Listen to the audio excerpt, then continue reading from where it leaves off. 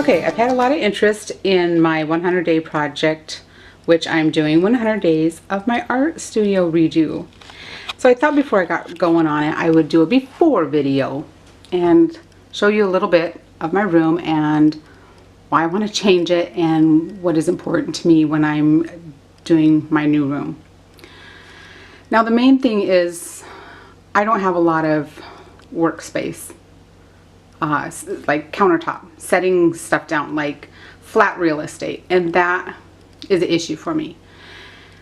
I'm on a budget, and so I've been trying to just go with what I have, you know, make do, but I think it's time now. I've been thinking about this for a few years, and so here we go. The main things that I want to have permanent real estate are, well, my typewriter, that's not a huge one, but it does need permanent real estate. And so that one, I need to make space for that. A decent workstation where I can have lighting for doing videos. This is the only window I have in here.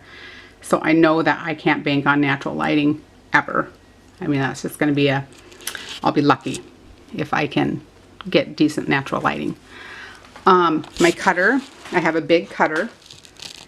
And that is not something I'm going to drag out and put away. So that is going to have permanent residence somewhere. It's going to have a lot of its own. I'm also a sewer. And so my serger and sewing machine need their own lot, permanent lot. And they are going to get a bigger lot because these two are just like too small. So countertop is going to be a little bit deeper, which will help. Okay, now one thing that I do not have a lot for, and I am determined to get it, and I will, is, now this isn't my dining room, my silhouette. Okay, for me to use my silhouette, I have to drag it out onto my dining room table, and it's inconvenient.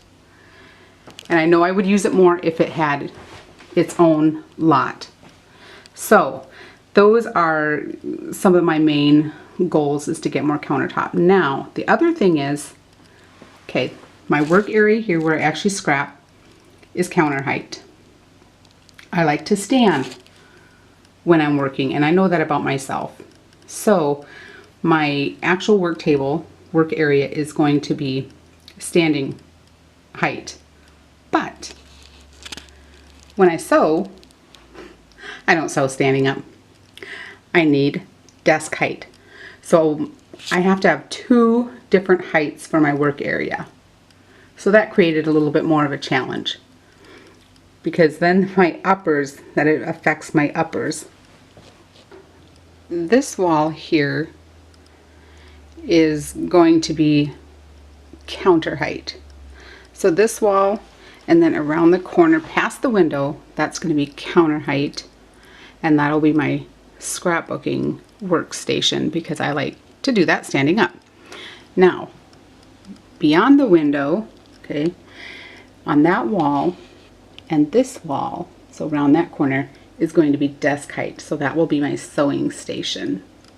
So I'll have two different heights of work area. A desk height where I'll sit and have a chair, and then this corner will be counter height where I will stand. So now I have to keep in mind when I'm doing that, counter height, I'm going to need a toe kick. I can have cabinets underneath, but I'll need a toe kick. Now desk height, I can't have drawers, cabinets or whatever underneath because I need my chair to go there. And then I also have the grate. The cold air return is there. So I have to keep all of that in mind as I'm designing this. I am going to keep these drawer units and that red stamp drawer unit. The green cabinet and the white cabinet are going, and everything in there is going to go on cubes. My cassette little divider shelfy things. Those are staying. I have my inks in there and my fibers. And then these little hanging bars probably are going to find a spot also, but they're small enough that I can tuck them wherever, and they just have random embellishments. And my shelf for my albums is staying. And I'm hoping that my uppers on that wall, I have a little bit of an issue because that wall is going to have counter height counter, and so my uppers, because I want to put those, my fibers and inks, above the counter top there, and then the uppers above, but they're going to run into that shelf there. So I got a few little things to tweak, but that's kind of my plan. So as you watch me on this journey, I hope you learned some things, and who knows, my plan might change yet, but that's it. Oh, I gotta show you this. Oh, this green, this is gonna stay too because this is gonna fit underneath the window. But okay, so my cutter, all the pieces fall on the floor, and I thought, you know, and I walked right there. I needed a little garbage can, but I needed something flat that was gonna like snug up against it. So I cut a slit in my laundry detergent box, and it fits perfect. It works great. I was going to cover it, but I thought, no, that's just kind of my little fun creative bits of Susan-ness. So, all right, I will be back with more videos to show you the progress. Follow along with me, and let's do this 100 days.